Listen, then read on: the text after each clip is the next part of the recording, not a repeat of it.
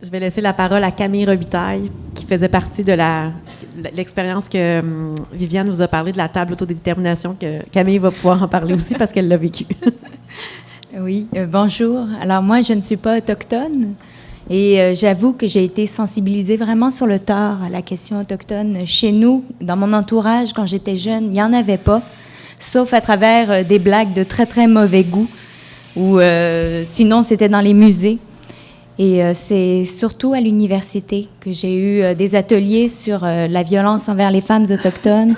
On avait des ateliers sur la difficulté de l'intervention en milieu autochtone et de la violence structurelle de l'État aussi envers les Autochtones, que j'ai été sensibilisée à tout ça, mais c'est surtout, en fait, j'ai reçu l'invitation des États généraux à un bon moment et j'aurais pu être n'importe qui. Et je pense que c'est surtout ça qui est important ici, parce que la solidarité envers les femmes autochtones, ça doit interpeller toutes les femmes, peu importe leur trajectoire personnelle.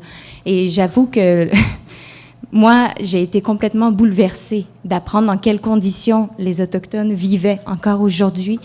C'est absolument déplorable en 2013, alors que le Canada est dans les pays les plus riches du monde, de voir ces choses. Et j'avoue aussi que j'ai un peu de difficulté de parler maintenant, après avoir entendu ces femmes qui sont absolument extraordinaires et qui soulèvent des montagnes. Moi, je suis personne, mais j'ai fait une promesse à Viviane Michel. Je lui ai dit que plus jamais je resterai silencieuse, plus jamais je resterai indifférente et que j'allais oser prendre la parole à chaque fois qu'on allait me la donner pour, en fait, défendre les revendications des Autochtones. Et donc, moi, aujourd'hui, je vais vous parler, en fait, de la démarche des États généraux et de la démarche de notre table très particulière à travers tout ça. Pour vous dire aussi comment on en est venu à identifier les différents enjeux. Alors, comme Alexa et Viviane l'ont dit plus tôt, FFQ et les femmes autochtones du Québec ont signé un protocole de solidarité. Dans le protocole de solidarité, en fait, ils ont inscrit une promesse de vouloir collaborer de nation à nation. Et c'est dans ce contexte que la table autodétermination est née, un contexte dans lequel FAC a vu une occasion d'inviter les Québécoises, en fait, à se joindre au débat. Et l'autre particularité aussi des États généraux, c'était d'essayer d'ouvrir l'espace de réflexion jusqu'aux régions éloignées. Et donc, c'est pour ça aussi, je crois qu'on a la télévision, c'est pour permettre d'ouvrir le débat à l'extérieur des frontières. On avait une personne qui participait, qui était sur la Côte-Nord. Malheureusement, elle est décédée avant la fin de la rédaction du rapport, mais j'ai bon espoir qu'elle a laissé un véritable héritage et qu'il y aura une relève à ce sujet-là. Donc, maintenant, pour vous parler un peu de la table, la première question qu'on a voulu se poser, c'est où est-ce qu'on voulait faire nos rencontres? Il y avait la question du lieu.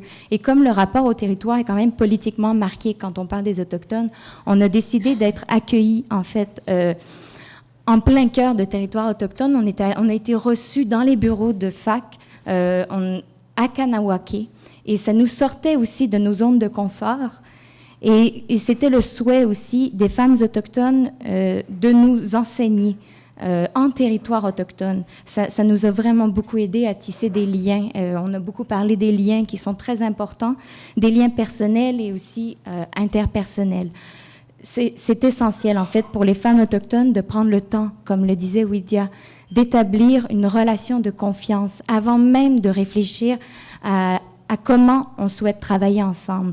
Et apprendre à nous connaître, en fait, ça veut dire aussi réapprendre qui nous sommes et quelle est notre histoire. Et ça prend du temps. Ça prend du temps, comme Widia le disait, et ça demande aussi de s'outiller. Et donc, puisque nous étions donnés comme objectif de vaincre, en fait, les préjugés et la discrimination, eh bien, FAC a même mis en place des ateliers. On a reçu des formations sur les préjugés, on a reçu une introduction à la loi sur les Indiens. C'est vraiment essentiel pour quiconque souhaite s'intéresser à la question des Autochtones d'apprendre c'est quoi la loi sur les Indiens, parce que la plupart des Autochtones doivent encore se soumettre à cette loi. C'est une loi, comme on le dit, qui a ses racines dans un passé colonial, qui perpétue encore aujourd'hui une politique d'assimilation, de domination et de contrôle des peuples autochtones. Et même au niveau sociologique, comme on le disait, eh bien, c'est essentiel pour comprendre comment les Autochtones sont organisés aujourd'hui, avec les conseils de bande, avec les différents statuts dont on parlait, les 6... pardon. J'ai oublié. C'est les 6-1, 6-2, c'est ça. Oui, et même les problématiques, en fait, d'accès au logement dans les réserves, on ne peut pas les comprendre si on ne connaît pas la loi sur les Indiens. Et pour comprendre aussi toutes les relations entre le gouvernement et les Autochtones qui se sont détériorées et qui continuent de se détériorer. Donc, on a reçu une merveilleuse et formidable introduction à l'histoire des Autochtones qui était racontée par les Autochtones. Ça, c'était vraiment intéressant. Et tout ce temps-là, moi, en fait, j'ai réalisé que la discussion était tellement enrichissante et j'avais beaucoup de préjugés. J'avais un rapport au temps qui était vraiment très différent et qui, en fait, était mon histoire personnelle et sociale. Je veux dire, je trouvais toujours qu'on n'avançait jamais assez vite. Moi, mon seul objectif, c'était d'arriver rapidement à identifier des enjeux, mais j'ai appris beaucoup que le temps, ici, dans le contexte de la table, est vraiment indispensable à la création d'un espace dans lequel nous sommes à égalité, une égalité en termes de connaissances mutuelles et de compréhension mutuelle. Et c'est seulement le temps et la répétition des rencontres qui pouvaient vraiment permettre qu'on crée ces espaces-là. C'est à ce moment-là aussi que j'ai réalisé que la rencontre n'est absolument pas unilatérale. J'ai appris beaucoup. La rencontre, elle enrichit l'esprit. Elle nous permet d'explorer des pistes autres auxquelles on n'aurait peut-être pas pensé. Ça nous permet de réfléchir autrement. Et on avait des objectifs de productivité qui en fait, peuvent souvent nous faire passer à côté des vrais objectifs. Comme Alexa l'avait dit, c'était vraiment tout un exercice de décolonisation de l'esprit qui arrivait ici. Et tout ça, ça a pris son sens quand on a été invités en plein cœur de la communauté Innu à Mastoyache pendant toute une fin de semaine. Ce qui était formidable, c'est qu'on était une minorité québécoise à travers beaucoup d'Autochtones qui revenaient, qui venaient de partout.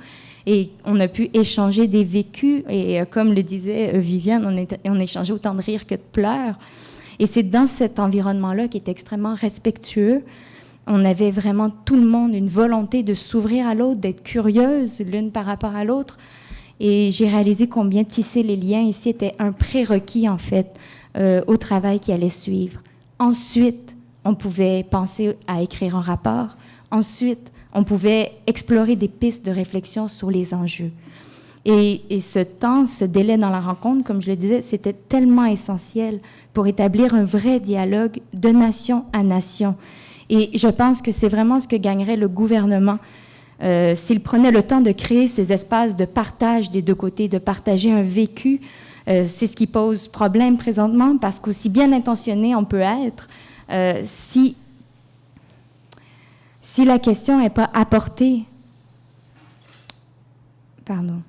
la question n'est pas d'apporter des solutions tant qu'à comment on souhaite les apporter. Et surtout, comment faire en sorte, en fait, que ces solutions soient pensées par ou avec les Autochtones. C'est ça. Est-ce qu'il y a une véritable écoute des voix autochtones?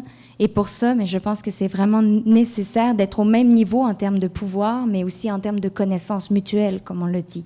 Et dans une perspective de solidarité envers les femmes autochtones, quand on a une volonté de vouloir réparer les lacunes de l'histoire, quand on veut mettre fin au colonialisme qui perdure encore aujourd'hui, et dans un processus de réconciliation, quand on veut amorcer une nouvelle rencontre, eh bien, je suis convaincue qu'on est vraiment dans la nécessité, d'une part, de faire en sorte que l'histoire, eh bien, elle soit racontée par les Autochtones. Pour ça, il faut que le gouvernement s'active dans ce sens et contribue et en fasse la promotion. Donc, je pense que c'est absolument essentiel d'inscrire les programmes d'histoire autochtone tels qu'approuvés par les Autochtones, par exemple, dans les cours au secondaire. C'est indispensable.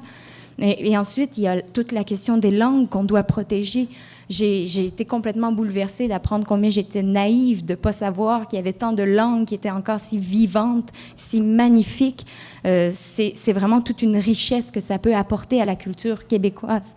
Vraiment, il faut les protéger parce que la langue, c'est vraiment la première porte de notre rapport au monde et à la culture. Ça peut juste enrichir la société. Et puis, on a juste à écouter des femmes extraordinaires qui sont comme Joséphine Bacon, par exemple, ou Natacha Canapé-Fontaine, ou Naomi Fontaine, pour comprendre, en fait, pour réaliser comment parler une propre langue est primordial à la survie d'une culture. Ça, c'était la chose. Puis, je pense que c'est important aussi de faire peut-être un appel aux médias pour, dans une perspective de la multiplicité des tactiques, de leur demander de prioriser la question aussi autochtone en offrant des véritables plateformes, par exemple, où on met au centre la question autochtone. Puis pour ça, je pense qu'il faut vraiment pousser les protocoles de solidarité comme FFQ et FAC ont signé. Il faudrait que toutes les institutions, tous les centres se dotent de protocoles comme ça, où ils s'assoient avec les Autochtones et décident de placer la question. Imaginez juste un peu Radio-Canada qui signe un protocole de solidarité avec les Autochtones. Ça ferait en sorte que non seulement il pourrait peut-être permettre à tout son personnel, les journalistes, les animateurs, de recevoir une formation sur qu'est-ce que c'est les réalités autochtones aujourd'hui, mais il pourrait aussi s'engager à plus jamais diffuser sur ces ondes des propos qui soient pleins de préjugés, et il pourrait également offrir une plateforme pour qu'on écoute les voix autochtones. Alors, je pense qu'il y a vraiment beaucoup de travail à faire. Je pense qu'on est dans un contexte qui permette qu'on puisse se lancer dans ces histoires-là. Et ensuite, il y a vraiment un appel à vous, à nous joindre à la cause autochtone. Alors, je vous lance la question, comment vous voyez l'avenir? Parce que nous, si on s'est promis quelque chose, c'est qu'il ne faut absolument pas que ce soit la fin de la rencontre. On la commence, on l'entame. Alors, c'est quoi vos propositions? Comment vous voyez qu'on pourrait travailler ensemble dans le futur? Voilà. Je pense que j'ai dit tout.